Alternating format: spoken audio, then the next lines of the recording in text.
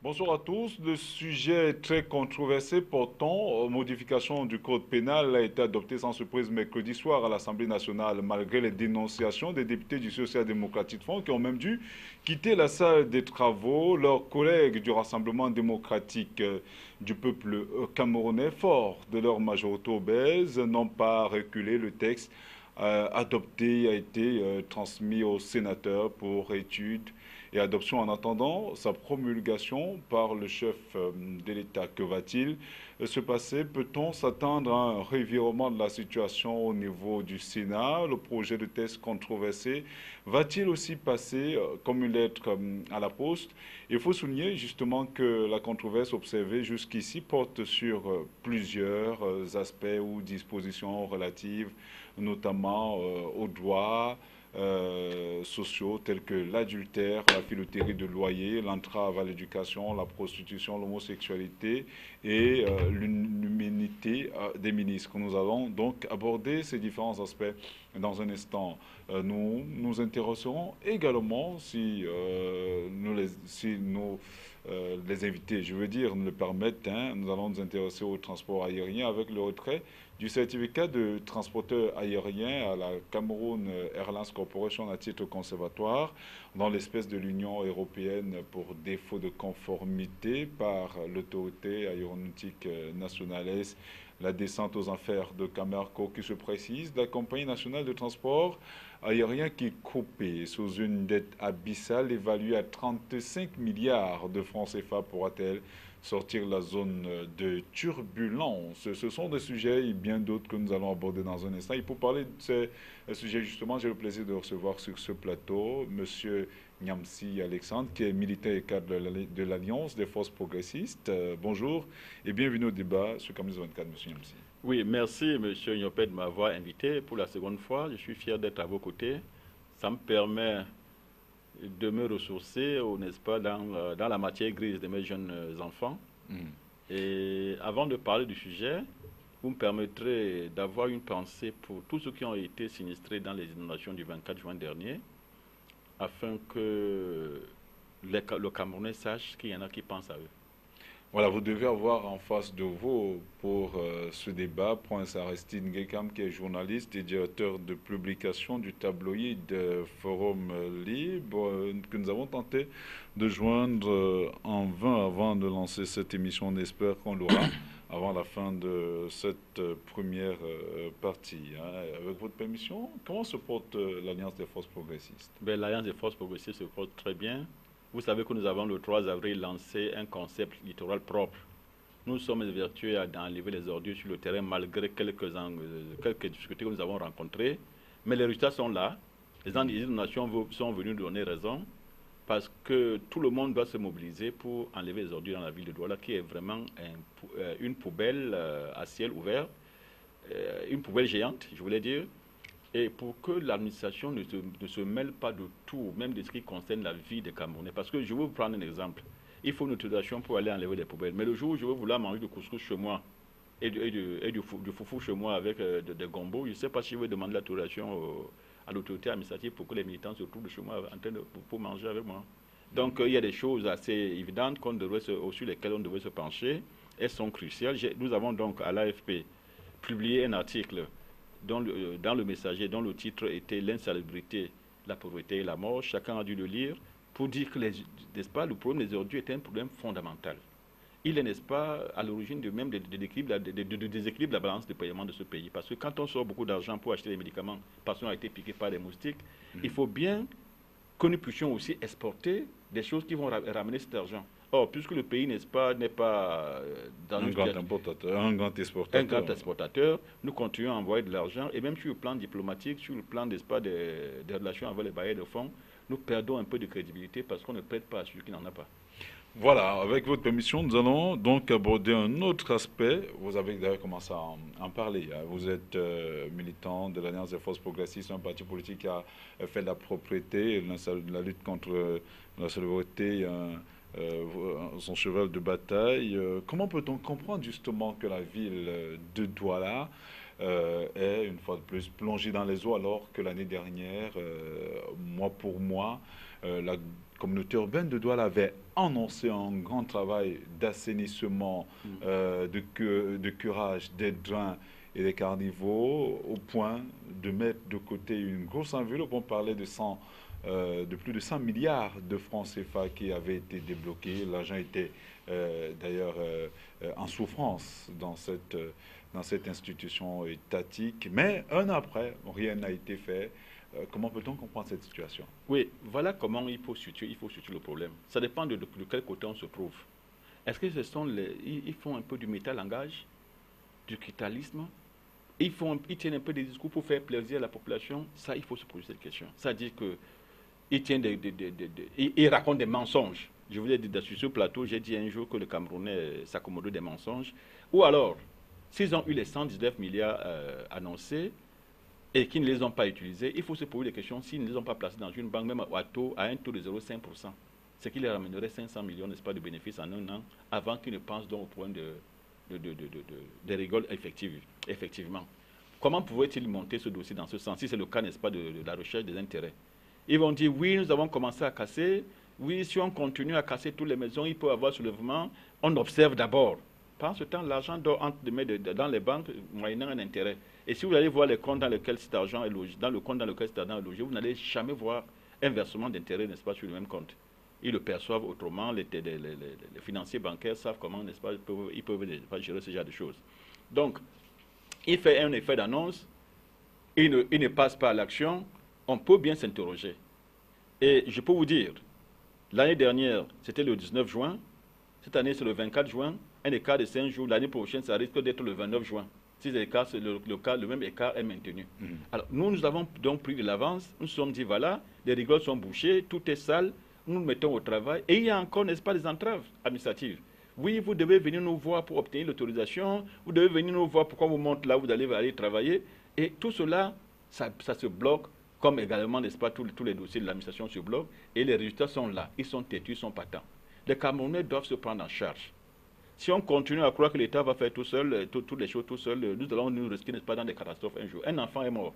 Peut-être que ça aurait pu être... la cinquième, à Douala 5e ou à Douala 3e, je ne sais plus trop bien. Ça aurait pu être un futur chef de l'État, femme ou homme de son sexe, je ne sais pas. Il aurait pu être un futur chef de l'État, un futur étau, un futur Premier ministre et autres. Voilà donc comment nous perdons nos valeurs. Voilà comment nous traitons nos peuples, n'est-ce pas? Parce que Suite à la négligence de certaines personnes, ou sur à la l'incompétence, peut-on dire? Non, ils ne sont pas incompétents. Ils sont dans un système. Les Camerounais ne sont pas incompétents, pas tous. Ils sont dans un système. Du moins, et ceux qui sont en charge d'un certain nombre de dossiers. Ce n'est pas l'incompétence. Ils obéissent aux règles d'un système. Je l'ai dit dans une autre chaîne, c'est je mange, tu manges, ils mangent, nous mangeons. Quand c'est comme cela et que les autres, le vous, ils n'existent pas, ils ne peuvent rien faire. Puisque vous avez vu dans ce que j'ai fait, dans ce que je viens de dénoncer, ça s'arrête à vous, à nous, et jamais à vous et à ils. Oui, là c'est pour ce qui est de la communauté urbaine. On sait également que dans le cas de la coopération ou de la décentralisation, l'État a transféré un certain nombre de compétences aux collectivités territoriales décentralisées, il y avait notamment les mairies, et les mairies ont justement dans le budget beaucoup d'argent réservé parfois à l'assainissement urbain, notamment au curage des drains et des carnivaux, et on se rend compte qu'au quotidien cet argent ne sert pas à la population, et à la population elle-même est quelque peu complice, il faut le dire, parce que quand on déverse les ordures, quand on jette toutes ces bouteilles qu'on voit dans les drains, dans les cours d'eau, en réalité ce sont ces mêmes bouteilles qui reviennent, ce sont ces insalubrités qu'on jette, ce sont ces tas d'immondices qu'on laisse parfois à la merci de la première pluie, qui reviennent justement boucher les drains, les caniveaux, et quelque part la population également a une part de responsabilité au-delà de ce que les collectivités territoriales décentralisées devraient avoir. Le problème se pose à deux niveaux. Vous l'avez si clairement énoncé. Au niveau d'abord des mairies, mais c'est une fiction. Les mairies perçoivent les impôts, les envoient au FEICOM et présentent des projets. Des gens ont payé de l'argent pour se faire élire maire. Ils n'ont pas été préparés à cela, certains n'ont pas été préparés à cela. Et quand le FECOM n'a pas retourné de l'argent, ils vont travailler avec quoi? Si vous n'aviez pas un moyen de locomotion, vous ne serez pas arrivé ici, malgré votre volonté. Ils n'ont pas cet argent, il y a des maires qui le disent, et Ils ne peuvent donc pas agir. Certains projets sont là, il faut peut-être 2 ou 3 ans afin qu'on les approuve. Ils Oui, n'ont pas de l'argent. pour des mairies qui ont des projets. Hein. Oui. Mais quand on parle quand même de l'assainissement urbain, c'est de l'argent disponible, hein, au niveau des différents budgets. J'ai connaissance de quelques budgets, justement, et au Ouais. niveau du conseil municipal, quand vous lisez notamment les comptes administratifs, vous vous rendez compte que cet argent est parfois utilisé, mais mal utilisé. C'est vrai. D'ailleurs, quand les conseillers vont, certains tournent comme ça, comme il y a un panéliste qui a dit quelque part que les conseillers vont tourner, n'est-ce pas, dans ces conseils comme des hirondelles pour attendre Les PDM, n'est-ce pas, quand les conseillers ne sont pas rigoureux avec eux-mêmes. Certains ne savent même pas de quel côté, de comment on tient le papier, soit à l'envers, soit, n'est-ce pas, en diagonale, pour savoir comment on lit un projet. Donc, ils ne sont pas beaucoup ne sont pas préparés à cela. Et mieux, vous avez évoqué également le problème de la responsabilité des populations par rapport à ces ordures. À notre époque, permettez-moi le terme, il y avait des services dans les communautés qui allaient de quartier en quartier, de maison en maison, contrôler l'état de salubrité de ces maisons, les sanctionner.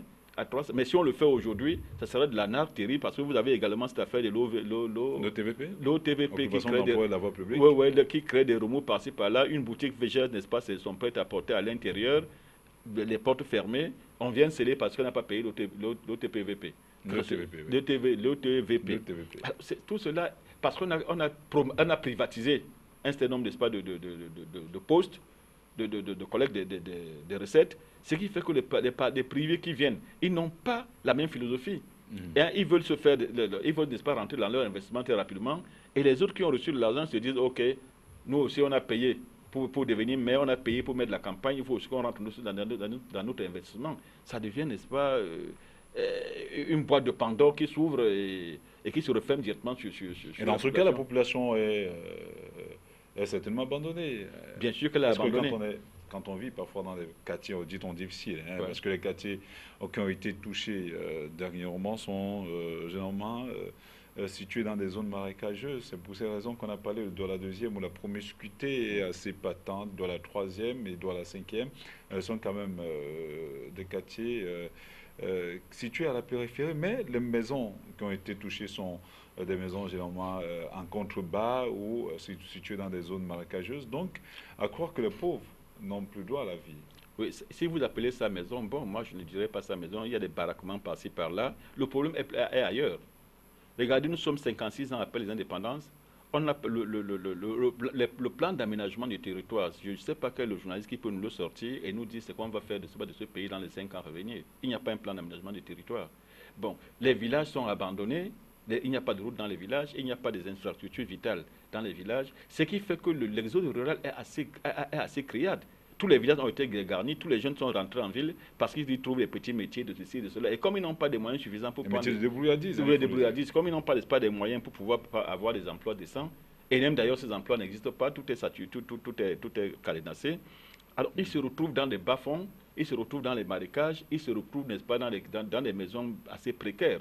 Et évidemment, cette forte concentration de la population ne peut qu'entraîner ce genre de comportement que nous décrions, c'est-à-dire l'insalubrité, le mal logement, le mal vivre, etc., etc. S'il n'y a pas que cela, il y a des gens qui urinent partout dans ce pays. Ils sortent d'un débit de boisson et ils se... Et là, la faute pas au gouvernement. La faute n'est pas au gouvernement, mais la responsabilité individuelle est entamée à ce niveau. Même le gouvernement n'a pas mis des programmes, n'est-ce pas, de sensibilisation des populations et d'éducation des populations. Ils ont vu ces gens venir des villages. Ils n'ont pas n'est-ce pas, mis en place des structures dans les villages pour pouvoir permettre à ces gens, n'est-ce pas, de se cantonner. Imaginez-vous, la Chine a 1,5 milliard d'habitants. Ils ont de temps en temps organisé, n'est-ce pas, quand ils se rendent compte en Chine que des gens se déplacent d'une zone à une autre, ils cherchent à créer, à savoir pourquoi les gens vont dans la seconde zone.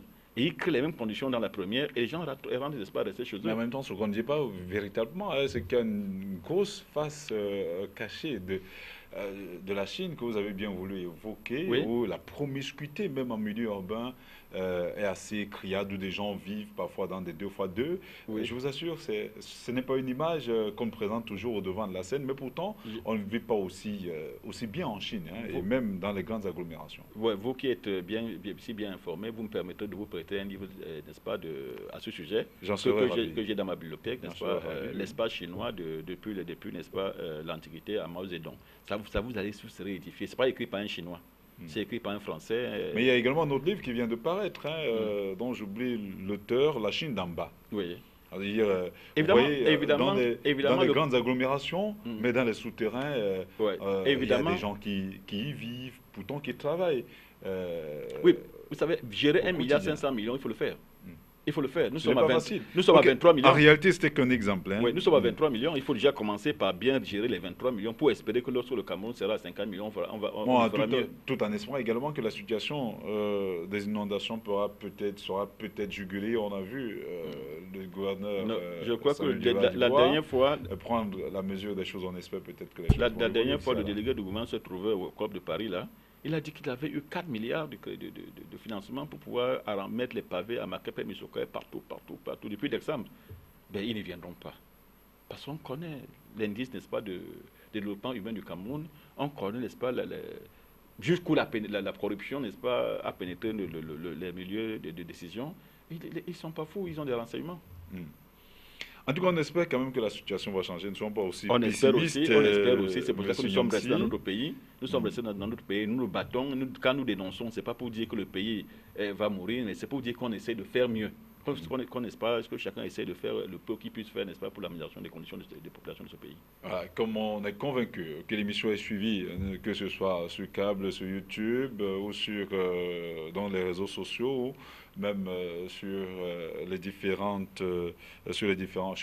abonnés, hein, il est clair que c'est l'occasion pour nous également d'interpeller le délégué du gouvernement, Fouez Antonin Tonnet, pour ce qui est la communauté urbaine de Douala, qu'il y a encore quelques drains, notamment du côté de Nkoundi, du côté de Lokbaba et du côté de Douala deuxième également. Il y a des populations qui souffrent donc vivement avant que la grande saison pluvieuse qui s'annonce d'ailleurs à grandes enjambées n'arrive vivement, que l'on s'interroge, que l'on s'intéresse en même temps à ces zones pour que les populations qui n'ont pas demandé justement à vivre dans cet espace-là se sentent également camerounais et chez eux. Madame, Monsieur, merci pour votre attention et surtout merci pour la confiance sans cesse renouvelée. Retrouvons-nous dans un instant pour la suite de ce programme.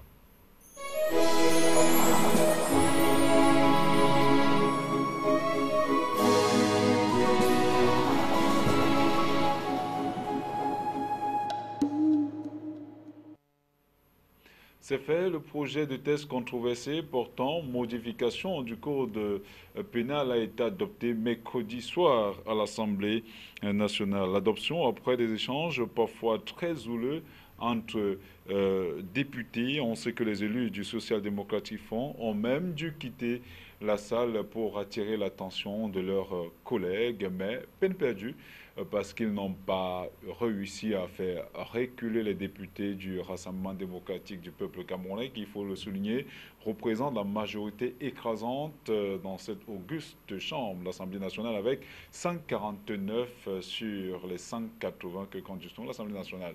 Le test adopté a été transmis au sénateur pour étude et adoption en attendant sa promulgation par le chef de l'État. Monsieur Alexis Nyamsi, puisque nous n'avons que vous pour l'instant sur ce plateau, est-ce que cette adoption vous a quelque peu surpris? Mais l'adoption aussi, elle m'a pas surpris parce que je connais les techniques et les méthodes de ce pays. Puisque c'est une classe qui s'est érigée, n'est-ce pas, qui a pris c'était, n'est-ce pas, un groupe de personnes aux intérêts assez connus qui a pris, n'est-ce pas, la place du peuple souverain. Et ils font tout pour, n'est-ce pas, préserver leurs intérêts. Si on peut comprendre que la mort du ministre des enseignements secondaires, M. Bapès, après, n'est-ce pas, qu'il ait été incarcéré 24 heures, que cette incarcération était une humiliation pour cet homme, si on peut le comprendre, mais on comprend mal qu'aujourd'hui on puisse donner une immunité au ministre, à tout le C'est gouvernement. qu'on ne parle pas d'immunité de fait. Avec votre permission, on va revenir sur les différentes dispositions, Oui. ou les aspects qui ont été abordés, Oui. quelques-uns, parce qu'on ne Oui. pourra pas revenir sur les 272 Bien pages. sûr. Parlons déjà de l'article Justement, 123. on va parler de cet article. 123. On va parler de l'article 123, on va même parler de l'article 127, si vous le Oui, permettez tout oui. à l'heure. Mhm. Mais avant, justement, que d'aborder les aspects relatifs à ces nouvelles dispositions, restons au niveau de la forme. Est-ce qu'on peut s'attendre à ce que les sénateurs aillent au-delà de l'Assemblée nationale? c'est-à-dire amende un certain nombre de dispositions décriées jusqu'ici, notamment portant sur l'immunité parlementaire, sur l'immunité des ministres, l'homosexualité, les délits de presse, la filouterie de loyer et tous les autres aspects. Est-ce que on peut croire qu'il y aurait une sorte de revirement de la situation au niveau du Sénat? Ça me tonnerait qu'il y ait un revirement. À l'intérieur de ces sénateurs, il y a un nombre de sénateurs, et à l'intérieur de cette organisation, il y a un nombre de sénateurs qui avaient été nommés par décret présidentiel. Et vous voulez qu'ils aillent, n'est-ce pas, Ils sont 30, hein? Et vous voulez qu'ils aillent Mais contre... ils ne représentent pas la majorité. Hein. Bah, ils ne représentent pas la majorité. Quand on a déjà au moins 30, les 30 peuvent encore aussi essayer de convaincre leurs amis et puis le tour est joué. Et en même temps, jusque-là, le RDPC est majoritaire. Et le RDPC est majoritaire. Ce n'est pas à la base que le RDPC va approuver pour que le même RDPC, à l'amont, pour que le même RDPC, n'est-ce pas, désapprouve ailleurs. Non, c'est un corps, c'est un système, comme je vous le disais. Ils sont là pour protéger leurs intérêts. Un ministre peut voler de façon criarde et de façon avérée. On attendra que le président décide un jour de le relever de ses fonctions pour qu'on puisse entamer des poursuites. Et mieux... Vous avez décidé de parler de l'article 123. Oui. En tout cas, on en parlera. Et mieux, s'il vous plaît, oui. Et mieux, un avocat, un magistrat qui tenterait de mettre un ministre en fonction. On parlera de cet aspect, si vous le permettez. Oui. Le temps pour moi, une fois de plus, de nous interroger. Hein. Est-ce que ces sénateurs-là, vu qu'on ne parle plus des députés, c'est déjà chose faite, ces sénateurs ne peuvent-ils pas, pour une fois, avoir un sursaut d'orgueil parce qu'ils penseraient justement que l'intérêt de la nation peut être au-dessus des intérêts personnels ou de quelques clivages politiques que ce soit? Oui, dernièrement, j'ai suivi un prêtre dans une chaîne consoeur, à vous, qui disait qu'il avait des amis au sein, n'est-ce pas, de l'appareil du RDPC qui étaient aux affaires. Que entre ceux qui étaient aux affaires et ceux qui ne l'étaient pas, qui étaient des chrétiens, ceux-là parfois rentraient chez eux et ne dormaient pas pour avoir produit des actes qui n'étaient pas en corrélation avec leur propre conscience. Ce n'est pas aujourd'hui que ça changera. Ils ont déjà été habitués à produire des actes de ce genre. Ils vont faire passer ce texte. Ça ne les gênera pas, mais à la maison, chacun d'eux va se tordre les entrailles pour dire « ouais, j'aurais pu ne pas le faire, mais je suis dans un système ». C'est ce qu'on essaie de vous dire depuis très longtemps, et c'est ce qui se passe en réalité. Hein? Ils n'ont pas la peur de Dieu, hein? Même quand bien même ils iraient dans les mosquées et dans les églises, ils n'ont pas la peur de Dieu. Et donc, ils vont faire passer ce texte, et chacun va rentrer et dire « ok, le pays avance », puisque le lendemain, le pays va se réveiller. Dans les mêmes conditions et dans les 24 heures qui... On va être convaincu que le projet passera comme une lettre à la poste. Je crois qu'il passera. Et si on le rejetait si on le rejetait, ce serait, n'est-ce pas, pour la forme. Justement, il y a quelques aspects relatifs à la forme qui ont fait l'objet d'un amendement, notamment la traduction, apparemment qui n'a pas été fidèle. Hein. Il y a cet aspect qui a été abordé. Il y a également quelques coquilles qu'on a retrouvées dans le test qui a été soumis aux députés. Et on a demandé justement que cela soit revu. Donc au-delà de ces aspects-là, pour vous, il faut pas s'attendre à grand-chose. Oui, vous savez, le Cameroun compte beaucoup de compétences. Comme je le disais tout au début, à un entretien privé avec vous, le Cameroun compte beaucoup de compétences. Le problème, c'est de les mettre ensemble et de qu'ils travaillent. Le Cameroun compte beaucoup on ne les consulte pas. À quoi ça sert d'avoir, n'est-ce pas, un bilinguisme avec deux parties du Cameroun, n'est-ce pas, qui sont d'un côté historiquement anglophones et de l'autre historiquement francophones, et qu'on ne les associe pas dans une élaboration d'un document de vie. Parce qu'un code pénal pour un peuple, c'est sa Bible. Et qu'on n'associe pas la partie anglophone, je ne sais pas si c'est comme ça que ça s'est passé. Quand on a un traducteur qui peut, n'est-ce pas, avoir traduit quelques petits textes lors, n'est-ce pas, des réunions internationales et autres, et qu'on pense que qu'il fera de nouveau pour un document qui concerne toute la nation sera meilleur. Pourquoi ne pas les avoir associés? Les voilà qui sont déjà mis dans les rues. Ça traduit un certain malaise. Il faut souligner que les avocats, les membres du corps judiciaire ont quelque peu battu le pavé vendredi dernier. À Bamenda, ça traduit un certain malaise. Or, gouverner, c'est mettre l'harmonie au sein des peuples. C'est mettre un amour patriotique et national, n'est-ce pas, dans le corps de tous les nationaux. Voilà. Abordons, si vous le permettez, les autres aspects relatifs, comme vous le soulignez tout à l'heure, hein, avec beaucoup d'insistance aux nouvelles dispositions du nouveau code pénal. Je le soulignais encore la semaine dernière, l'actualisation de ce code camerounais était une nécessité constituée jusque-là de 370 articles. Il était déjà suffisamment vieux, il était cinquantenaire, ça il faut le souligner, il fallait le moderniser afin de le rendre conforme au nouveau code de procédure pénale. Il a été soumis donc aux parlementaires sans faire l'objet d'un véritable débat entre les parties concernées. Un passage en France qui n'a pas été apprécié par des membres du barreau qui ont siégé il y a quelques semaines autour de maître Francis Niekamga, président de l'ordre national des avocats, pour dénoncer ce qu'il a appelé le mépris du gouvernement. Comment peut-on comprendre cette démarche du gouvernement? Vous savez, le politique, lorsqu'il pose un acte, il a, n'est-ce pas, un agenda, il a toujours un agenda caché. Et vous avez beau être un opérateur politique tel que celui que je suis, si vous n'êtes pas dans les cercles de décision, vous ne comprendrez pas très facilement comment ils sont partis de là. Vous avez dit tout à l'heure que le code pénal était déjà très vieux, mais et les acteurs de ce code pénal, ceux qui l'ont mis en branle, ils sont jeunes? Du tout. Pas du tout. Donc, pour moi, qu'on ait pu attendre un an pour mieux le peaufiner, ne serait pas une bonne chose, ne serait pas une mauvaise chose. Vous savez, on aurait pu attendre un an dès lors qu'il pose un problème. Est-ce que l'autre code pénal avait fait que les Camerounais entrent en guerre? Les Camerounais étaient-ils en guerre parce que le code pénal était vieux? Quel est le problème qu'on voulait régler? C'est la question que chaque Camerounais se pose. Quel est le problème qu'on voulait régler? On dit qu'il est, n'est-ce pas, sous laboratoire ou alors en usine depuis 1900, depuis une dizaine d'années. Depuis une dizaine d'années, depuis une dizaine d'années, il est en usine, il est, n'est-ce pas, en production. On dit depuis 2015. Oui, oui. Donc, si c'est tout ce que cela a pondu, ça dénote également tout ce que d'autres projets, comment est-ce que tous les autres aspects de la vie nationale sont gérés. Mais on se souvient justement que le président de l'Ordre national des avocats, maître Francis Niekamga, avait souligné que l'Ordre des avocats n'avait pas, ou les avocats n'avaient pas été consultés. Pourtant, le ministère en charge de la justice, le ministre Laurent Esso, avait certifié que son prédécesseur, Amadou Ali, avait consulté l'Ordre. Il y a quelques années, ces propositions avaient été prises en compte. Oui, un autre avocat, Maître Kingoum, que je connais très bien, a déclaré, n'est-ce pas, dans une autre chaîne, qu'ils avaient été consultés dans le cadre le code de procédure, le cadre de code de procédure, et que la mouture qu'ils avaient montée, c'est-à-dire qu'il y avait un article qui parlait d'enrichissement illicite, il y avait un certain nombre d'articles qu'ils avaient proposés, mais ce n'est pas ce qui a été remis au législateur pour, n'est-ce pas, légiférer. Donc, on les a consultés pour la forme. Je veux également vous rappeler que, je crois, c'était en 2005, on a consulté les partis politiques pour pouvoir, n'est-ce pas, organiser l'espace des élections et tout. On les a consultés. Oui, dans le cadre de la mise en place de l'ECAM. La mise en place de l'ECAM. Mais pendant qu'on était en train de consulter, le décret était déjà signé, donc c'est pour la forme. Même les consultations des avocats ne les intéressaient pas. Ils ont, n'est-ce pas, un terme qu'ils utilisent, le chien aboie, la caravane passe. En même temps, c'est le thème qui a été choisi par la réalisation. Code pénal, le chien aboie.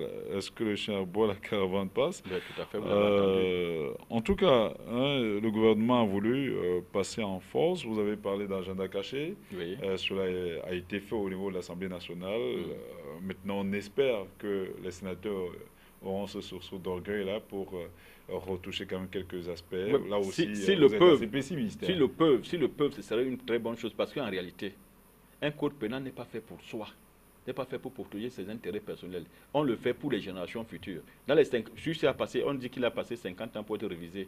Quand les jeunes d'aujourd'hui, les enfants d'aujourd'hui qui sont nés en 2016 auront 50 ans, est-ce qu'ils vont se reconnaître dans ce code? Est-ce qu'ils vont dire que leurs parents l'ont laissé, n'est-ce pas, un outil de travail appréciable? Qu'est-ce qu'ils vont penser de nous? C'est autant de questions, n'est-ce pas, sur lesquelles les gens d'aujourd'hui, n'est-ce pas, les sénateurs doivent se poser. Et je vous dis, il y a des hommes intègres dans ce Sénat. Certains que nous connaissons, qui ont des capacités intellectuelles, des capacités morales, mais quand ils sont moulés dans leur système, dans l'orientation qu'on donne à la vie de la nation, pour protéger un tel ou un tel autre, ça devient compliqué même pour eux-mêmes. Ça devient compliqué même pour eux-mêmes. Je le souligne encore tout à l'heure, certains aspects de ce code pénal, notamment l'homosexualité, le délit de presse, n'ont pas connu une modification ni dans la qualification de l'infraction, ni dans sa sanction. Pour ce qui est, par exemple, du délit de presse, le sujet alimente, tout le monde le sait, la chronique depuis plus d'une dizaine d'années pour exiger sa dépénalisation. Mais cela n'a pas semblé intéresser le pouvoir en place. Doit-on véritablement, M. Niamsi, emprisonner un journaliste du fait de ses écrits ou de ses dires? Ben, si on est en démocratie, je ne vois pas pourquoi on devrait emprisonner un journaliste, parce que le journaliste, c'est l'historien, n'est-ce pas, du moment. C'est l'historien du jour, présent. du présent. C'est l'historien du jour, c'est l'historien du présent. Ce qu'il dit n'est pas nécessairement faux. Peut-être qu'il peut avoir un langage peut-être trop pointu. Ça dépend, n'est-ce pas, n'est-ce pas, de l'orientation, de son orientation. Vous comprenez? Bon, le mettre en prison, est-ce que ça va changer ce qu'il a écrit? Quand on le met en prison, on brûle ce qu'il a écrit la séance tenante. Qu'est-ce qu'on efface ça de la mémoire de ceux qui ont lu son texte? Donc ça ne résout aucun problème. Nous rentrons un peu, nous faisons un pas en avant, on fait un en arrière, on s'attaque aux journalistes. Combien sont morts dans ce pays depuis un certain nombre d'années? Il faut bien, n'est-ce pas, faire le décompte et savoir quelle est, n'est-ce pas, notre part d'ouverture sur le plan démocratique. Mais il faut également se dire que nos dirigeants, je crois, confondent l'époque. Ils confondent l'époque. La transition n'a pas été facile entre la période, n'est-ce pas, de parti unique et celle, n'est-ce pas, de la démocratie, d'ailleurs, qu'on ne voulait pas. Et c'est ça ça pose problème. Ça pose problème. Il faut une bonne dose de courage pour que les gens acceptent d'être critiqués. Aujourd'hui, on nous laisse parler, c'est vrai, mais c'est tout comme si on aurait pu ne pas nous faire parler, parce que les résultats ne changent pas. Les marches en Europe expriment un certain nombre, n'est-ce pas, de désirata. L'opposition ne peut pas marcher au Cameroun. Mais quand les enfants veulent marcher pour la fête de l'enfance, là-haut, ils peuvent aller marcher et chanter un peu, ça n'inquiète pas le pouvoir. L'opposition ne peut pas initier quoi que ce soit. On bloque. L'administration est là. C'est le véritable parti au pouvoir dans ce pays. Le RDPC est là pour colorer les choses. Le RDPC est là pour apporter, n'est-ce pas, une peinture à un certain nombre de choses. C'est l'administration qui décide, l'administration qui désorganise, l'administration qui oriente. Et puis le président Biassi, il faut le dire, il a tellement eu des épreuves depuis 1982, je crois, jusqu'en 1993, je crois, si mes souvenirs sont exacts, tel que il est tenu par n'est-ce pas, un groupe, pas des groupes qui lui ont dit à chaque fois, ah tiens, tu as failli perdre le pouvoir, c'est nous qui te l'avons redonné, tu as failli faire ceci, alors ils tirent des prébendes, n'est-ce pas, des actions qu'ils ont menées pour la conservation du pouvoir. Et je crois que le président est tellement reconnaissant envers ce genre de personnes qu'il les a laissé, que tout a été, il a donné le champ libre et le pays donc s'est trouvé dans une déliquescence inexplicable. On sait également que l'article 127 de la loi nouvellement votée dispose, par exemple, qu'est puni d'un amendement de 1 à 5 ans le magistrat ou l'officier de police judiciaire qui, en violation des lois sur les immunités, poursuit, arrête ou juge un membre du gouvernement ou du Parlement. Monsieur Niamsi, comment peut-on comprendre cette disposition? Oui, avant de répondre à votre question, vous me permettez de vous donner une image.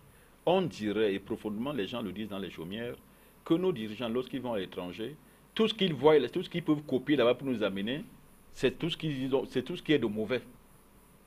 Ils viennent nous parler de l'homosexualité. Je ne sais pas, ces dirigeants qui nous parlent de l'homosexualité ici, si leurs grands-parents savaient ce que ça veut dire. Alors, ils vont à l'étranger. À ce niveau, quand même, la loi, le code pénal, oui, dans ces articles nouveaux, continue à reprimer l'homosexualité. Mais il faut le faire. Il faut le faire. Donc, dans la plus grande ne se situe pas à ce niveau. Le problème ne se situe pas à ce niveau. Il faut le faire dans la plus grande décennité. Et puis les Camerounais qui importent tout, qui pensent que le meilleur est ailleurs, ils se trompent de direction. Le meilleur n'est pas ailleurs. Ce pays est beau. Ce pays n'est-ce pas, contient des hommes de valeur. Donc, venir nous parler de l'homosexualité dans nos familles, c'est une aberration, c'est une insulte. Le code pénal, une fois de plus, M. Niamsi, je le souligne, il a reprimé avec véhémence à ce niveau. Oui. Ouais. Là, maintenant, on est en train de parler de l'article 127 qui, je vous le souligne encore tout à l'heure, punit d'un amendement de 1 à 5 ans le magistrat ou l'officier de police qui se serait quand même permis, en violation des lois sur les immunités, de juger ou d'arrêter un membre du gouvernement ou du Parlement. Bon, ok. Est-ce qu'il y avait eu urgence à ce niveau? Non, il faut d'abord définir un certain nombre de choses dans l'aspiration, n'est-ce pas, de la gestion du pays. il y a les pouvoirs d'État, qui sont le pouvoir législatif, le pouvoir judiciaire et le pouvoir exécutif. Oui. Il y a d'autres pouvoirs. Le pouvoir des médias. Qu'on appelle quatrième pouvoir, oui. Selon Michael Schutzon. Le pouvoir des médias, il y a le pouvoir des associations, des partis politiques, il y a le pouvoir économique, et ainsi de suite. Il y a un certain nombre de pouvoirs, au moins 5 ou 6. Il y a le pouvoir économique. Bon, ok. C'est ce qui forme l'harmonie dans une société. Oui. Mais lorsqu'on embrigade un pouvoir comme le pouvoir judiciaire, et que l'on dise un jour que la justice est à la solde de l'exécutif, mais c'est une aberration grave. On n'a pas dit que la justice était que font les magistrats? Oui, à la solde de l'exécutif. Mais que font les magistrats? On l'a souvent dit, nous l'avons souvent dit. Dans certains dossiers, il y en a qui le disent. Il y en a qui le disent. Bon, alors, que font les magistrats face à cette situation? Je ne les ai pas entendus, je n'ai pas entendu leur voix en tout cas. Ils aimeraient se dire, ok, nous sommes là, nous sommes magistrats. C'est vrai que jusqu'à présent, les débats ont été portés sur la table par les journalistes, on a vu l'ordre des avocats, on a vu quelques membres de la société civile et quelques partis politiques, mais on n'a pas beaucoup entendu parler des magistrats. Que disent les avocats? Je vous dis, lorsque le multipartisme a été instauré dans ce pays, c'est les magistrats qui avaient en charge de la proclamation, le contrôle de la proclamation des résultats. On leur a enlevé cette possibilité. Oui, parce qu'on se rappelle justement que l'un des plus brillants d'ailleurs avait dit effectivement qu'il lisait les résultats qui lui avaient été communiqués, et pas peut-être le véritable visage des urnes. Bon. Des urnes. Ok, mais même d'ailleurs dans les localités départementales et autres, les magistrats peuvent faire des commissions électorales. Progressivement, on leur a enlevé parce qu'on pensait qu'ils étaient, n'est-ce pas, des personnalités impartiales. Aujourd'hui, on dit, voilà, on va mettre un magistrat en prison s'il arrive, n'est-ce pas, à condamner ou à faire arrêter un ministre en fonction. Ça veut dire que le pouvoir judiciaire est en train d'être broyé jusqu'à ces derniers retranchements. Mais il faut quand même souligner également que le Cameroun était l'un des rares pays où on pouvait voir un ministre encore en fonction interpellé, incarcéré. C'était quand même une image assez triste. On n'a vu nulle part, hein, que ce soit dans les démocraties les plus importantes au monde. On a un ministre en fonction, reste quand même, il jouit, quoi qu'on dise, du pouvoir exécutif parce que par délégation de pouvoir, et c'est peut-être à ce niveau que le garde des Sceaux a suffisamment, c'était peut-être le cas de lui, Bapès, hein, qui a permis pu susciter un certain nombre de choses, mais je vous dis pourquoi. Parce que nous n'avons pas la culture de la vérité et de l'orgueil et de la dignité. Nous n'avons pas cette culture. Quand n'est-ce pas, on accuse un ministre et que les journalistes commencent à en parler, ce ministre devait déposer sa démission le lendemain, ça se passe également ailleurs. Vous nous dites qu'on n'a jamais arrêté ailleurs, c'est une bonne chose. Mais est-ce que nos ministres se sont déjà également comportés comme le ministre d'ailleurs, qui démissionne le jour, n'est-ce pas, où ils sont éclaboussés, pour se mettre à la disposition de la justice, parce qu'on sait que la justice, n'est-ce pas, est le tamis. Hein, c'est lui qui apporte, n'est-ce pas, de la clarté dans l'activité sociale d'un pays. Bon, mais imaginez alors que vous soyez... vous permettez, s'il pouvait le faire, dès qu'il a été blanchi au niveau de la procédure, dès qu'il a eu gain de cause, on peut le renommer ministre. Mais alors, les gars sont là, ils se cramponnent. Vous avez vu cela ailleurs? Oui, bien sûr, en Europe. Donc quelqu'un démissionne pour se mettre à la disposition de la justice, revient prendre son poste? Bien, le ministre du Travail de la France, là, il était très compétent, il a démissionné. Et après, lorsqu'on a pensé qu'il n'était pas inculqué... Après plusieurs années. Hein. Oui, mais peu importe. Après plusieurs années. Est-ce qu'il a fait son poste, la maison de son papa, c'est son héritage, le poste ministériel au Cameroun? Nous n'allons pas comparer le Cameroun, l'Afrique et les pays... Mais pourquoi donc copier leurs problèmes? Nous avons dit que nous allons faire la démocratie comme chez eux, alors qu'elle ne nous est pas propre. Pourquoi? Bon, si nous voulons faire la démocratie comme chez eux, n'est-ce pas, mettons en place également tous les donc pour vous, cet article n'était pas indispensable, n'était pas nécessaire, parce qu'on parle déjà de l'immunité du président de la République, on parle de l'immunité des membres du Parlement, donc les sénateurs, les députés, nul besoin de revenir justement sur les membres du gouvernement, cela agisse par délégation de pouvoir. Il y a un ministre qui est venu au Cameroun, il l'a nommé, il a pris les fonctions, le lendemain, le parti n'est plus jamais revenu. Donc, apparemment, s'il était dans la mouvance actuelle, il garderait son immunité, puisqu'il n'a jamais été relevé. Il a été nommé, il n'a pris les fonctions, il n'a plus jamais été relevé. Il est parti, il travaille à l'OUA. S'il était donc, on voit que nous n'arrivons pas, à moins que vous nous rafraîchissez la mémoire, parce que le nom de ce ministre... il ne me revient pas, mais vous savez que ça a existé, ça a existé, il est venu prendre un pouvoir pour 24 heures, il est parti. Il n'a jamais pris pause, donc il gardait son immunité, c'est ça? Mais non, écoutez, nous ne prenons pas, n'est-ce pas, des choses aussi légèrement. Un ministre peut fauter, un ministre peut être incompétent. Donc, tout donc appartient, le système judiciaire camerounais est entre les mains d'une seule personne qui peut décider donc qu'un ministre soit là et qu'on le juge et qu'il ne soit pas là et qu'on le juge, qu'il soit là, qu'on ne le juge pas, quelles que soient ses fautes, et qu'il ne soit pas là. Bon, mais on peut attendre qu'il dépose, en fait, qu'il soit relevé peut-être ses fonctions par le chef Je de vous ai l'État. dit que le On a chef vu avec d'État, le cas Siam Siwe, il a été relevé de ses fonctions à 13 heures, arrêté à 14 heures. je vous ai dit que le président a passé des épreuves difficiles, douloureuses. Oui. Après l'espace, la Le coup succession. d'État du 6 avril. Avant même le coup d'État, les histoires de 82 avec Senghako et tout ça, il a passé des épreuves douloureuses.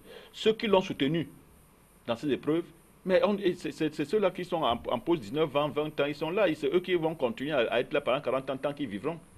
Quand ils seront tous au pouvoir, c'est ça de ça qu'il est question. Il faut qu'ils protègent ceux qui l'ont soutenu dans les épreuves assez difficiles. Vous comprenez? Si, je ne voudrais pas parler de la vie de M. Bapel, c'est le grand frère, un ami, j'ai de la douleur pour tout ce qu'il a eu. J'ai travaillé avec son petit frère pendant près de 21 ans. Je le connaissais, je suis allé lui adresser condoléances lorsqu'il a perdu sa fille. Et quand il a perdu sa fille, le corps est resté à la mort peut-être 3 mois parce qu'il devait organiser des cérémonies de 25 ans de pouvoir et tout ça. Quand on l'arrête comme ça brutalement, peut-être que le président a eu un rappel d'amour et d'affection pour l'œuvre accomplie par cet homme et a demandé qu'on le lève le lendemain. Mais quand il est sorti, ce n'était plus un homme. Hein. En même temps, plusieurs personnes ont souligné que le chef de l'État n'était pas au courant de cette arrestation. Ok. Ben, ça veut dire que c'est lui qui est donc comme il n'est pas le chef des armées et le chef suprême de la magistrature camerounaise, donc c'est lui qui arrête et c'est lui qui refuse qu'on arrête. Mais il y en a pourtant ceux qui ont produit des actes répréhensibles qui ne sont pas encore arrêtés. Alors qu'ils le fassent rapidement, qu'on comprenne à quoi ça sert cette affaire-là. Effectivement, à ce niveau, le ministre de la Justice, garde des Sceaux, Laurent Isso, avait souligné que l'immunité ne porte pas sur l'infraction. Les actes détachables de cette fonction ne sont pas concernés, mais ce sont des actes dus à l'exercice de la fonction qui le sont.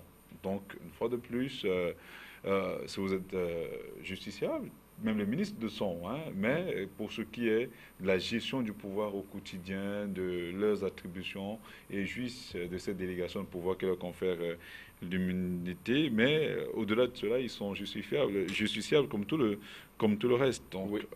Il n'y a pas là une volonté d'assujettissement du pouvoir judiciaire. Vous savez, une loi ne prête pas à interprétation. Elle ne doit pas prêter à interprétation. Le ministre Laurent Esso est un magistrat confirmé d'une certaine génération, hors échelle, d'une certaine formation, d'une certaine formation. Il parle très peu, il communique très peu, et je ne sais pas si pendant qu'il le dit, il croit que tous les 23 millions de Camerounais, n'est-ce pas, le perçoivent dans son essence. Est-ce que tous les Camerounais le comprennent? Et s'il n'est pas là demain, est-ce que tous les Camerounais comprendront ce qu'il était en train de vouloir dire? On dira tout simplement tout court, le ministre a l'immunité. Et ça va rester là. Et c'est ce qui est entré dans l'imaginaire. Oui, c'est bien sûr ce qui est entré dans l'imaginaire. En réalité, c'est peut-être le cas. Oui, nous ne sommes pas dans un pays élitiste. Nous ne sommes pas dans un pays élitiste où on croit qu'il faut, n'est-ce pas, être magistrat, être agrégé de ceci pour mieux comprendre les choses. Est-ce que vous savez que mes parents au village vont comprendre ce que c'est que l'immunité d'un ministre? Ils vont le comprendre. Pourtant, ils contribuent à la promotion de ce pays. Est-ce qu'à ce lui, on peut parler véritablement de séparation de pouvoir, comme on l'a souvent souligné ici? C'est un vain mot. C'est un vain mot. Le pouvoir judiciaire, le pouvoir exécutif, le pouvoir législatif, le pouvoir judiciaire ne sont pas des pouvoirs à part entière? Tant que le pouvoir de nomination des magistrats dépend du pouvoir exécutif? Du pouvoir exécutif, tant qu'il n'y a pas un corps de magistrats, anciens magistrats chevronnés et ayant de l'expérience, un corps, n'est-ce pas, des sages, pour pouvoir proposer la promotion des magistrats, ça ne va pas changer la donne. Ils ne seront pas libres dans l'exercice des fonctions. Comment voulez-vous qu'un magistrat aille, n'est-ce pas, au contraire des décisions de l'exécutif, quand il sait que c'est cet exécutif qu'il faut le nommer à une fonction de responsabilité ou à une promotion? Donc vous dites vous-même que le magistrat ne saurait se faire à Harakiri? Il ne saurait se faire à Harakiri. Je vous ai dit, si on avait pensé un seul instant qu'on pouvait dégager un corps, n'est-ce pas, un comité, n'est-ce pas, de gestion de ce corps, libre, indépendant, qui proposerait les avancements, ce serait autre chose. Et même d'ailleurs, toute la fonction publique camerounaise n'a pas besoin, n'est-ce pas, d'attendre les nominations du chef de l'État, parce que la fonction publique devait être neutre. et au service de tout parti. Si nous, l'AFP, on prenait le pouvoir demain, c'est avec ces mêmes fonctions publiques qu'on allait travailler. Oui. Donc, ouais, si les gars nous disent non, nous sommes de RDPC, où est-ce que nous allons aller prendre des cadres pour travailler? Donc, s'il n'y a pas un corps neutre, tant pour gérer les fonctionnaires d'une manière générale et pour gérer les magistrats d'une manière particulière, et que tous dépendent de la volonté du chef de l'État, chef suprême des armées, chef suprême de la magistrature, tout ceci et tout cela, quand, je dis, ça va poser plus d'un problème. Vous restez là dans le cadre des vœux pieux, hein, parce que tout le monde sait que les fonctionnaires sont par excellence du pouvoir, du parti au pouvoir, Et du dans tous les pouvoir pays, État, pas dans tous les pays, mon cher fils. non, pas du Cameroun. Bon, ok, on parle du pays, mais nous avons confiance à la jeunesse. C'est que tous les grands cadres sont des élus du RDPC. Ouais, Bon, et peut-être ils le deviennent. que quand l'AFP viendra au pouvoir, c'est tout le mal que je vous souhaite d'ailleurs, Ouais. ils changeront de veste, ils feront le veste contre celle de l'AFP. Ils le l'AFP. deviennent, ils ne sont pas militants nécessairement du RDPC, ils le deviennent par la force du décret. Alors, pensez-vous que le nouveau code de procédure pénale, vraiment on va continuer, oui, prône une sorte de justice à deux vitesses, d'abord pour les nantis, le DCS, ouais. le tribunal criminel spécial, maintenant l'article 127.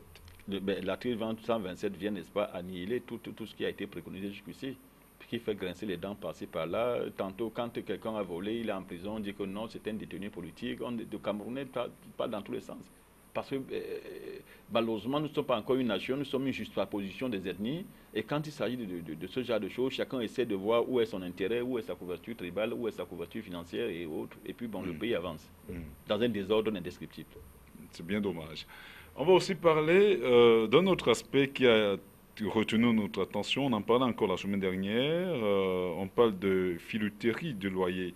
Est-ce que là, à ce niveau, il n'y a pas eu une limite dans cette disposition? Parce que quand on dit justement que condamné à une certaine peine, hein, je reviendrai sur la disposition en elle-même tout à l'heure, celui qui ne se serait pas acquitté de 2 mois de loyer. Est-ce qu'il n'y a pas une limite à ce niveau? Parce qu'on a comme l'impression justement qu'il y a des préalables qui devaient être pris, dire dans quel contexte le loyer, comment on l'appelle encore, celui qui loue, le locataire, voilà. Donc on devrait peut-être aller à ce niveau. Hein. On n'a pas pris malheureusement ces dispositions-là. On est allé au-delà, condamné si tu n'as pas payé 2 mois de salaire. Imaginez que vous avez 8 mois, notamment de salaire impayé, et que l'entreprise tourne normalement, et que vous êtes incapable, parce qu'on ne nous a pas payé le loyer, et que vous soyez incapable de payer la maison. Est-ce qu'on vous condamnerait à ce niveau? Ou ça sera au magistrat d'apprécier? Le problème, non, le magistrat ne pourra pas apprécier, parce que le problème tourne autour d'une idée forte, qui est celle du blanchiment d'argent. Parce qu'en réalité, ces gros fonctionnaires ont des demandes détournées. Ils ne peuvent pas placer l'argent à l'extérieur, dans les paradis fiscaux. Ils ne peuvent plus parce qu'il y a un contrôle international. Ils ont donc investi énormément dans le pays sous des prête-noms. Il faut qu'ils rentrent dans leurs investissements. Il faut qu'ils rentrent dans leurs investissements. Alors, ils te disent, OK, les gens vont rentrer là-bas. Nous n'allons pas nous présenter pour n'est-ce pas, jouer d'influence, pour monter des épaules et permettre qu'on nous paye rapidement. Des prête-noms peut-être n'ont pas le même charisme, n'ont pas la même autorité pour recouvrir de l'argent. Alors on se dit, OK, celui qui entre dans nos maisons là, s'il ne paye pas là, tac, on le met en prison. C'est comme ça d'abord au départ. Ils veulent protéger leurs intérêts. Bon, OK. Maintenant, donc, il y a eu des mauvaises intentions dans l'élaboration de bien sûr, ils protègent leurs intérêts. Et alors, maintenant, lorsqu'on veut rendre, n'est-ce pas, on veut voir l'opérationnalité de cette affaire. Des gens, n'est-ce pas, perdent leurs emplois. Il y en a qui sont là, qui sont dans les petits métiers, ça ne va pas, on n'ouvre pas les impôts viennent fermer, il y a ceci, il y a cela. S'il peut avoir quelques jours d'impayés, ce n'est plus le code civil qui va n'est-ce pas, permettre aux bailleurs d'aller, n'est-ce pas, se plaindre. Parfois, même ces bailleurs n'enregistrent pas leur baux. Et évidemment, ça va faire une cacophonie où il suffira qu'un bailleur, n'est-ce pas, aille donner 10 000 ou 50 000 francs à un gendarme, on chope un locataire, on l'enferme d'abord dans une cellule pour faire pression sur lui, pour dire, écoute, tu ne payes pas, tu vas aller au Niouf. Et tout ça, ça va créer un désordre permanent, un désordre indescriptible. Parce que des gens veulent protéger, n'est-ce pas, les revenus de les investissements frauduleux qu'ils ont dû réaliser dans la. Mais est-ce qu'on va, de manière directe, aussi facilement, comme vous l'avez souligné tout à l'heure, happer un locataire délicat seulement parce qu'il n'a pas payé son loyer? Doit-on condamner l'employeur qui n'a pas payé le locataire, en fait, qui n'a pas payé son employé, qui a régulièrement travaillé dans son entreprise, ou le locataire qui n'a pas payé le loyer du fait de ce manque de salaire-là, du fait de ses impayés au niveau de son Et employeur. il y a des chefs d'entreprise, donc des employeurs qui se croient tout permis dans ce pays. Ils n'enregistrent pas leurs employés à la CNPS, on ne les condamne pas. Non, je n'ai jamais vu un employeur qu'on a condamné parce qu'il n'a pas enregistré son personnel à la CNPS. La CNPS va venir faire un contrôle, des dessous de table vont annuler le dossier très rapidement. Et il y en a qui ne payent pas leur personnel. Et c'est lorsque l'employé va porter plainte, il suffit qu'il aille voir un magistrat. Si le magistrat, n'est-ce pas, est faible, il lui passe une enveloppe. C'est le plaignant qui va devenir, n'est-ce pas, le coupable. Donc, c'est tout un système. Il y a tout un désordre. Il faut clarifier, n'est-ce pas, le jeu pour qu'on puisse comprendre. Parce que quand à dire qu'un monsieur ne paye pas le loyer, peut-être qu'entre-temps, sa femme a été, un membre de sa famille a été gravement malade, il n'a pas pu, n'est-ce pas, subvenir et au besoin, n'est-ce pas, de sauver la vie à un membre de sa famille, et ce, n'est-ce pas, de loyer.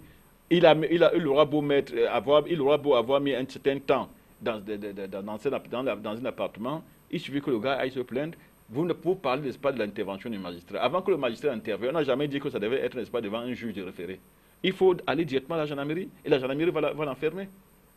La gendarmerie va l'enfermer. Et il y en a qui ne peuvent pas supporter de passer 2 jours dans une cellule pour des besoins d'enquête.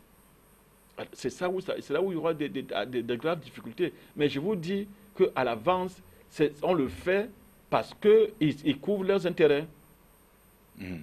C'est bien noté. On espère justement que à ce niveau aussi, le législateur, peut-être au niveau du Sénat, ce sont des amendements. Hein, on les soulève comme ça pour permettre peut-être aux sénateurs qui sont encore en train d'étudier ce projet de code pénal, hein, peut-être d'apporter quelques amendements. J'en connais parmi eux qui sont des hommes sérieux, des gens assez humains, des gens assez sensibles. Et j'appelle donc ceux qui savent que je les connais. Parce que là, on a comme l'impression que le pauvre est condamné à mourir. Oui. J'appelle ceux qui savent que je les connais. Moi, je ne suis qu'une petite personne dans le pays, donc je n'ai aucune prétention. Mais j'appelle mes amis, mes frères, qui peuvent faire attention parce qu'il y a un jugement dernier, le jugement de Dieu. Quand vous posez un acte, vous attendez, n'est-ce pas, que Dieu est le seul comptable, le seul vrai comptable. Et qu'ils doivent savoir la parole de Dieu parce qu'ils vont à l'église, ils sont anciens de l'église, ils sont anciens de l'église, ils sont musulmans, ils sont ceci. Qu'ils mettent au moins Dieu devant eux, qu'ils sachent que l'homme est la créature de Dieu et qu'ils doivent, n'est-ce pas, pas le manipuler par des bouts de crayon, hein, qu'on appelle code de procédure, code pénal et tout ça. C'est écrit par un petit pic de 100 francs au départ ou alors une petite saisie dans une machine. Alors qu'ils comprennent que Dieu est le supérieur. Surtout qu'on n'a pas fait de différence entre le bail locatif et le bail commercial. Le bail commercial, on peut comprendre qu'il génère de l'argent et il est tout à fait incongru ou inconcevable d'avoir des aérés de loyer. Bon, mais par contre, le bail locatif, on a souligné quelques griefs tout à l'heure. On peut tomber malade pendant ce mois ou les 2 derniers mois. On peut avoir un problème de paiement au niveau de son salaire, et ce qui poserait nécessairement quelques problèmes. On sait, vous l'avez souligné tout à l'heure, comment les employeurs parfois se comportent et la difficulté qu'ont les employés parfois à rentrer en possession de leur dû. C'est bien dommage. Bon, on espère quand même que ces situations vont changer, que peut-être le législateur et les sénateurs, pour l'instant, qui travaillent sur ce projet de code pénal, réfléchiront pas de... Il y a un autre aspect qu'il faut souligner. Certains employeurs aussi ne sont pas toujours de mauvaise foi. Hein. Certains employeurs ne sont pas de mauvaise foi. Ils réalisent des travaux quelque part et il y a des retards de paiement. Pendant qu'il y a des retards de paiement, ils ne payent pas leurs employés. Si c'est l'État, ces employeurs, quand on va foutre son employé en prison parce qu'il va payer son loyer, est-ce que lui va aller porter plainte contre l'État qui n'a pas payé ses factures à temps? Voilà autant de limites. Et cette affaire a beaucoup de limites. Donc c'est la raison pour laquelle il fallait certainement concerter beaucoup de parties prenantes. Beaucoup de parties prenantes avant de prendre ces décisions, parce qu'il s'agit d'un problème national. Il s'agit d'un problème national. On ne peut pas toujours dire oui, les employeurs ne payent pas, mais aussi parfois eux aussi sont bloqués. Eux aussi sont bloqués. Par les prestataires. Et puis vous avez parlé tout à l'heure de bail commercial. Les baux commerciaux, sont régis ils devaient être régis par des procédures particulières parce qu'il s'agit, n'est-ce pas, des contrats commerciaux qui devaient relever du droit commercial. Et non du code pénal. Et non du code pénal, il devait relever du droit commercial. Et puis Ouada a fait un certain nombre, n'est-ce pas, apporté un certain nombre d'éclaircissements, n'est-ce pas, par rapport à ces beaux commerciaux et, n'est-ce pas, l'activité commerciale en général. Parce que comment ça s'appelait à l'époque, hein, le privilège de trésor qui était réservé aux banques, n'est-ce pas, à l'État et autres, toutes ces choses-là ont été, n'est-ce pas, moulées au sein de Ouada, c'est au niveau du tribunal commercial qu'on juge un certain nombre de problèmes commerciaux. On ne va pas prendre un locataire qui ne vend pas sa marchandise, ou alors qui a été sinistré. On le fout en prison parce que les clients ne sont pas venus acheter sa marchandise. Où est sa faute là-bas? Est-ce qu'il n'a pas exposé? Il n'a pas exposé sa marchandise, il n'a pas achalandé. Vous voyez donc que le problème est plus complexe hein, que l'on imaginait jusqu'ici. Ouais. On espère, hein, une fois de plus, que ceux qui sont chargés de gérer ces différents aspects prendront beaucoup de recul et que, une fois de plus, l'être commun sera placé au centre de toutes ces décisions-là. Avec votre permission, nous allons nous intéresser maintenant et très rapidement au transport aérien avec le retrait du certificat de transporteur aérien à la Cameroun Airlines Corporation à titre conservatoire dans l'espace de l'Union européenne pour défaut de conformité par l'autorité aéronautique nationale. Dans une lettre adressée justement au patron de la compagnie, Jean-Paul Nanasadio, la directrice générale de l'autorité, Paul Asumo Koki, reproche à son correspondant d'avoir soumis une documentation incomplète à l'Agence européenne pour la sécurité de l'aviation, bien qu'il ait été averti par cette dernière qu'elle s'exposait à cette demande à ce que ce dernier s'exposait justement au moment de la demande de régulation. Camerco ne s'est pas exécuté à temps et la conséquence est là. Il faut souligner justement en termes de rappel que la réglementation de l'ESA entrée en vigueur en mai 2014 oblige les compagnies commerciales aérienne commerciale à disposer d'une autorisation de sécurité au plus tard le 26 novembre 2016. Monsieur Nyamsi, avec cette nouvelle décision, est-ce qu'on peut croire que la descente de Camerco aux enfers se précise? Non, écoutez, il faut situer le problème de Camerco dans son contexte historique. Dans son contexte historique, à la création, c'était, n'est-ce pas, une décision souveraine du président Ahidjo de sortir le Cameroun de la compagnie Air Afrique, dans laquelle on avait des actionnaires étrangers. Et lorsqu'il a créé la Camer, évidemment, la décision avait précédé un certain nombre de choses. Il n'y avait pas un personnel qualifié, il n'y avait pas des structures qui n'étaient pas mises en place. Et la Camer, Air France avait, je crois, un pourcentage de 25% dans le capital de la Camer. Et ça a posé beaucoup de problèmes entre Air France, Cameroun Airlines et UTA, dont les cadres avaient rejoint Camer pour son lancement. Il fallait former des cadres camerounais. Ça n'a pas été facile. J'ai le livre écrit par Ebois Samuel, n'est-ce pas, à ce sujet ici. Ahidjo et la logique du pouvoir. Ahidjo et la logique du pouvoir. J'ai ce livre dans lequel il explique les démarrages de Camer, qui avait déjà des problèmes dans son fonctionnement, non seulement au niveau des rapports entre le PDG et les administrateurs locaux, mais qui également avait des problèmes avec l'extérieur. Sinon, très rapidement, on a mis sur place une structure viable et Ebois le dit dans sa conclusion qu'après 3 années de sa gestion, le premier PDG a géré pendant 6 mois et qu'après 3 années de sa gestion, les finances de la Camer étaient saines. Alors, des implications politiques en implications politiques dans une structure qui avait besoin de dégager des profits, on a arrivé à le faire remonter à la présidente de la République comme secrétaire général, chargé des autres grands dossiers. Mais Ahidjo avait, dans ce livre, on explique comment Ahidjo avait, n'est-ce pas, la manière de nommer les PDG dans des postes stratégiques comme la Camer, la SNH et autres. Non seulement il avait une fonction à la présidente de la République, ce qui le détachait des autres PDG, des autres directeurs généraux et des ministres, mais il avait la même fonction, n'est-ce pas, dans une autre fonction dans le poste stratégique nommé au-dessus de la société nommée. Ce qui fait que lorsqu'il venait à la présidence pour des besoins de son poste à la présidence, de chargé de mission, de membre du cabinet ou de secrétaire général adjoint, il rencontrait Ahidjo et Ahidjo était au courant facilement et était au courant, n'est-ce pas, des problèmes de la situation et il apportait des orientations et des correctifs. Il y avait donc un travail qui était fait. Donc, après cela, je ne sais pas si lors du changement de 82, le même système a été mis en place parce qu'on ne change pas une stratégie qui gagne.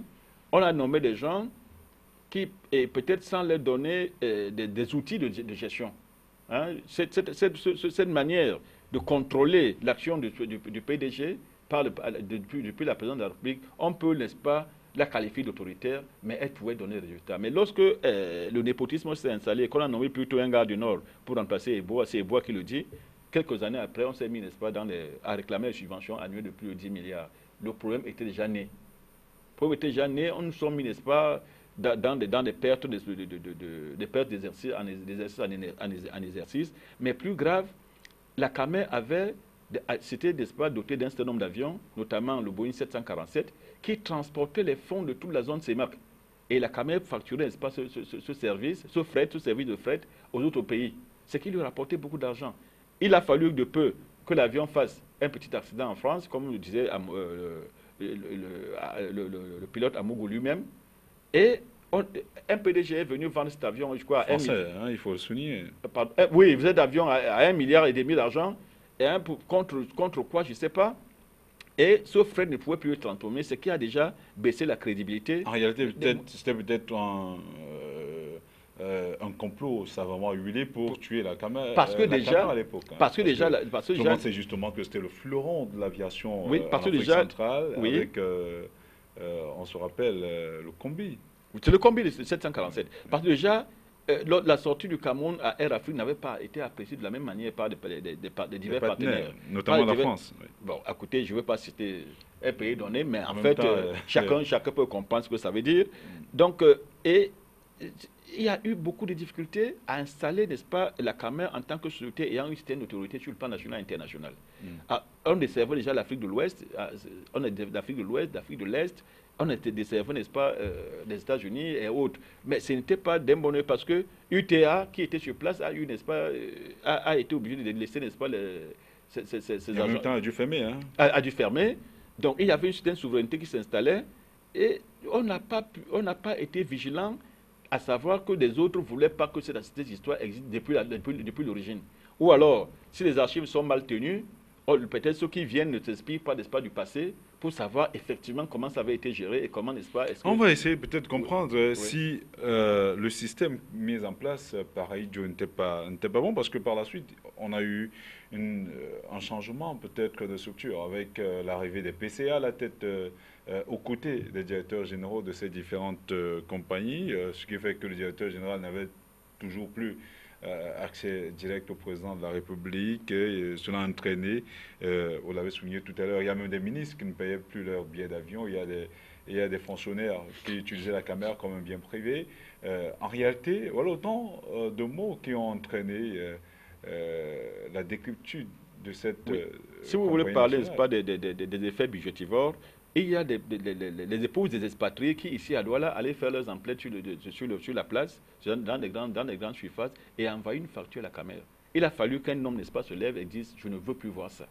Et on a arrêté.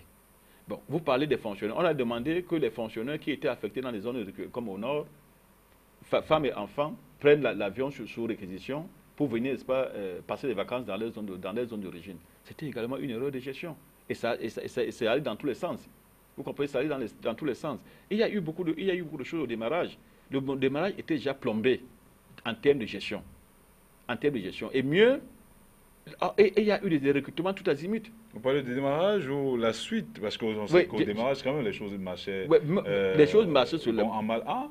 Mais par la suite, par la suite, n'est-ce pas, il y a eu des catastrophes où n'est-ce pas, c'était le recrutement de tout azimut, de personnes même parfois n'ayant même pas un CPE. Nous l'avons entendu parler, nous en avons entendu parler.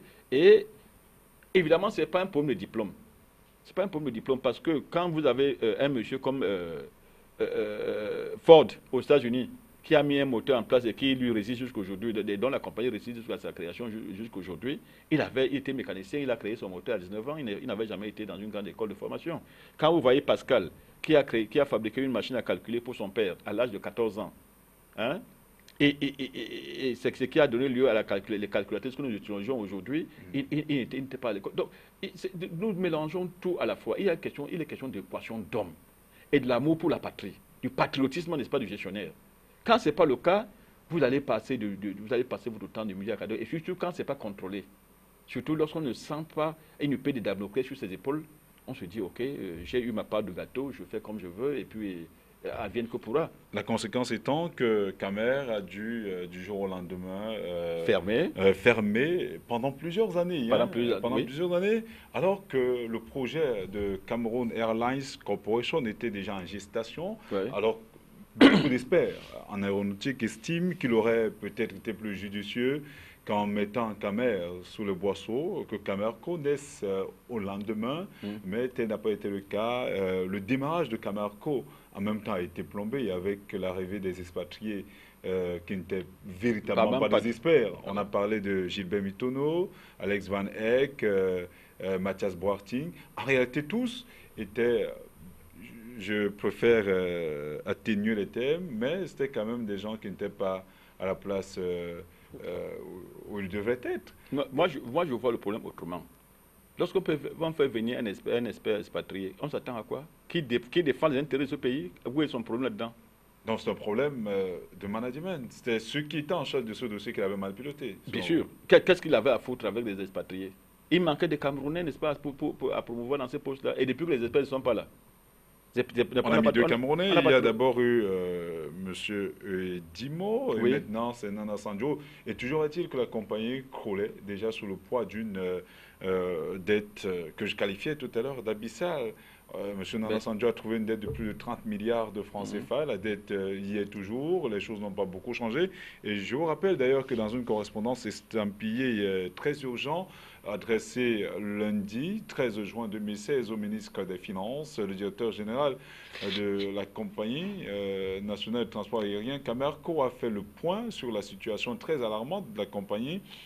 Une dette de plus de 5 milliards de francs CFA à payer dans les plus brefs délais. Sinon, les avions exploités par Camerco ne pourront plus décoller. Et pourtant, le DIA, surnom du Boeing 767-300, le fleuron de la flotte de Camerco, en réparation depuis novembre 2015 en Éthiopie, et depuis la semaine dernière devenu disponible et prêt à être exploité. Son vol, son tout premier, depuis sa sortie des ateliers d'Ethiopian Airlines, avait d'ailleurs été programmé pour le dimanche 19 juin 2016, sauf que l'unique avion long courrier de Camerco est encore cloué au sol pour une facture non réglée, et enfin qu'il reprenne donc les airs. Nana Sanjo, je le souligne encore tout à l'heure, a sollicité l'aide du ministre des Finances. Voilà un autre problème. Le dia est là, tout est là, mais à cause d'une dette de 5 milliards, rien n'est fait. Est-ce qu'à cette allure-là, on a véritablement espoir que les choses pourraient changer? Je peux vous raconter une petite anecdote. Allez-y, même qu'on n'a plus beaucoup de temps. Ouais. Quand la BAO a des difficultés, oui, en 1990, il fallait 5 milliards pour pouvoir couvrir, n'est-ce pas, les besoins en comparaison et qu'elle puisse exister, sauver 1400 emplois. On n'a pas trouvé les 5 milliards. Comme ils disent aujourd'hui qu'on ne trouvera pas 5 milliards pour sauver cet avion, ne me surprendrait pas. Il n'y a pas que la BAO, il y a également eu le problème avec Amity Bank, où il y avait un problème de 9 milliards, où il fallait recapitaliser Amity Bank, l'argent n'a pas été disponible à temps. Mais entre-temps, on a donné les 9 milliards à une autre société qui venait plutôt s'installer, Amity Bank, à la Banque Atlantique. Vous savez, j'ai travaillé à Amity Bank, je ne voudrais pas en parler, parce que sinon je risque d'être jugé parti. J'ai été cadre à Amity Bank. C'était juste un exemple, je ne vous ai pas demandé de parler du problème d'Amity Bank. Je le connais suffisamment, parce que sur la table du débat. C'était bien sûr. En réalité, c'est juste... Bon, je voulais parler pas de Camer. Oui. Le problème est terrible. Quand le président Obiang s'est déplacé, c'est au Cameroun qui prenait son avion, qui louait son avion pour se déplacer. Mais alors là, j'ai suivi à la chaîne de télévision, dans une chaîne de télévision, où on a égrené une liste, n'est-ce pas, d'autorités camerounaises qui vont aller inaugurer des avions que la Camer va louer en provenance de Malabo. Vous comprenez jusqu'où, n'est-ce pas? Il n'y a pas de dignité. Le Cameroun est en train de perdre sa dignité sur tous les plans. Parce que, n'est-ce pas, la philosophie est différente. Il n'y a pas de philosophie de gestion du pays. Il n'y a pas de vision. La philosophie n'est pas là. Parce que vous vous dites... Vous me rappelez là, tous ces ministres qui étaient inaugurés une salle de cinéma à Yaoundé. Oui, oui. Vous vous dites... Attendez, une fois ici, la France nous a prêté 30 millions pour les camarades de la CRTV et on a présenté ça à l'écran au moment de la signature de la convention. Non, il y a des limites à ne pas atteindre. Nous avons atteint un niveau de déliquescence, un niveau, n'est-ce pas, de perte de l'image du pays, tel que vous me parlez de 5, vous parlez de 5 milliards avec l'Éthiopie. L'Éthiopie est passée par une période ici où on a dit que quand on parle d'Éthiopie, on parle de la famine. On parle de la famine. Aujourd'hui, ils ont inauguré leur premier métro. Hein, oui, ils ont inauguré leur premier métro. Ils exportent, n'est-ce pas, le n'arrive pas bien sur le chemin de fer. Ils exportent des fleurs. Ils ont, n'est-ce pas, l'une des plus grandes usines de fabrication de chutes de pommes de terre. Ils plantent des arbres partout. C'est vrai qu'ils ont 70 millions d'habitants. Nous n'en sommes qu'à 23. Peut-être encore, je ne sais pas si les chiffres sont exacts. Mais nous, qu'est-ce que nous faisons? Qu'est-ce que nous faisons? Où est la vision? Quel est le cap? Quel est le cap? C'est qu'on peut demander à un enfant aujourd'hui de 5 ou à 10 ans. Que font vos ministres? Il va vous dire ils volent. Un enfant naïvement, il va vous dire ils volent. Alors, c'est ça qu'on a mis dans la mémoire collective des Camerounais. Quels sont les résultats auxquels on peut s'attendre dans un système pareil? Vous parlez de la caméra aujourd'hui. On peut parler d'autre chose. On peut parler d'autres structures. Mais le ministre des Transports, Edgar Alem Bengo, a souligné justement qu'à l'instar des Lions indomptables, l'armée camerounaise, Camerco est une véritable fierté nationale, un instrument de promotion de la valeur camerounaise. Mais comment peut-on comprendre justement que cette compagnie soit en train de mourir aux yeux et à la barbe de tout le monde sans que rien ne soit fait? On a vu du côté de la Guinée équatoriale des compagnies telles que Éclair, hein, sans faire de la publicité. La Seba aussi, les Seba et tout ça. Ouais, en fait, la Guinée équatoriale, c'est Seba. Du côté du Congo, oui. Voilà, Congo Brazza, il y a Éclair qui a démarré avec 500 milliards de francs CFA. Oui. Pourquoi ne pas mettre autant d'argent à la disposition de Camerco? Il y a 30 milliards qui ont été une dette qui a été validée par les autorités compétentes. Bouygues Consulting a signé une convention avec le Cameroun pour faire un audit qui a été fait, déposé depuis le 14 juin. Mais rien ne semble décoller. C'est comme s'il y a des pesanteurs en interne qui empêchent cette compagnie de décoller. Bien sûr, il y a même des gens à l'intérieur qui font des coups d'État permanents au chef de l'État. Une fois, il a signé une circulaire demandant qu'on verse, n'est-ce pas, 24 mois de salaire aux personnes, aux employés des sociétés d'État liquidées. Mais quand ceux de l'ONCB sont mis dans la rue avec une photocopie de cette circulaire-là, on a dit non, c'était une instruction et non un décret. Les autres n'ont pas appliqué. Donc, vous vous demandez pourquoi ça manque d'argent. L'argent est mis ailleurs. Quand on vous dit que quelqu'un a détourné à lui seul 25 milliards, ou 30 milliards, ou 10 milliards, ou 5 milliards, mais nous sommes dans un autre dans notre monde là. Nous sommes dans un autre monde. Ils nous tiennent des discours de plaisir, ils nous amadouillent et tout ça, et on est là, on regarde. On regarde. Les gens croupissent dans les hôpitaux, les gens n'ont pas d'école, les gens n'ont pas ceci, n'ont pas il n'y a plus d'un problème. Donc, à cette allure-là, on a... Comment faire, on a encore beaucoup de chemin pour sortir? On a encore beaucoup de chemin à faire. Pour sortir de l'impasse, parce qu'on vous dit là que Camerco a 5 avions, un 767-300, le DIA, 2 737, je crois 400, qui desservent la sous-région, maintenant 2 MA60, un est actuellement opérationnel, et il y a même eu des problèmes à cause d'un oiseau qui se serait engouffré dans un réacteur. En réalité, voilà autant de problèmes. Est-ce qu'avec ces avions, on peut faire le poids face à des compagnies telles que Ethiopian Airlines, sans publicité, Royal Air Maroc, Éclair et le reste? Est-ce qu'à cette allure-là, le Cameroun devrait-il pas se regarder dans le miroir et attendez, ne pas fermer cette compagnie? Lorsqu'on parlait du Cameroun, de l'Afrique, on parlait de 4 pays concurrentiels. Il y avait le Cameroun, il y avait la Côte d'Ivoire, il y avait le Sénégal, et il y avait le Maroc. Je parle au moins, n'est-ce pas, c'était ça le problème à l'époque. Bon, évidemment, quand on parle des pays comme l'Éthiopie, on voyait la guerre, on voyait la famine, on voyait ceci, on voyait cela. Au Congo, ce n'était pas différent. Le Congo a peut-être 2 millions ou 3 millions d'habitants. Hein? Ok, aujourd'hui, nous en sommes à nous demander ce que le Cameroun va devenir par rapport à Éclair, par rapport à ceci. C'est du recul terrible. On a fait beaucoup de recul dans ce domaine. Ça, c'est clair. On a fait beaucoup de recul dans ce domaine. Je ne sais même pas si le bâtiment qui a été abandonné des années durant dans l'oxydation et tout ça, c'est pas si le bâtiment est encore opérationnel. On a même décampé de ce bâtiment pour louer ailleurs. En réalité, il y a un service qui occupe une partie de Camerco et maintenant l'autre qui est du côté de la Rotonde. En réalité, on sort de cette émission. Est-ce qu'il y a une lueur d'espoir? Oui, il faut croire qu'il y a une lueur d'espoir parce que certains Camerounais aiment leur pays. Il suffit seulement que la jeunesse prenne, n'est-ce pas, ses responsabilités. La jeunesse se conscientise et dise non, ça suffit. nous allons nous inscrire sur les listes électorales, nous allons chasser tout groupe, n'est-ce pas, du pouvoir, et qu'un jour ce pays sera mieux géré. Parce que nous ne pouvons pas dire qu'il y aura une justice collective de ce pays, non. Il faut continuer à croire que Dieu nous aime tant. Si tout ce qui se passe jusqu'aujourd'hui n'a pas débouché, n'est-ce pas, sur des conflits assez larvés, Dieu aime ce pays. Ce pays a des potentialités. Il suffit de mieux les gérer et on va se relever. D'accord. Merci, M. Yamsi. Je vous remercie. Vous êtes cadre de l'Alliance des forces progressistes. Je suis deuxième vice-président national de l'Alliance des forces progressistes. La précision valait la peine. Merci d'être venu. Merci beaucoup. Madame, Monsieur, merci également à vous de nous avoir une fois de plus fait confiance en nous écoutant. Le temps passe vite. On n'a pas eu notre deuxième invité. Vous l'avez bien remarqué, M. Alexis Nyamsi a été suffisamment à la hauteur des sujets qui ont été posés sur la table du débat. Retrouvons-nous très prochainement sur ces mêmes antennes. Au revoir.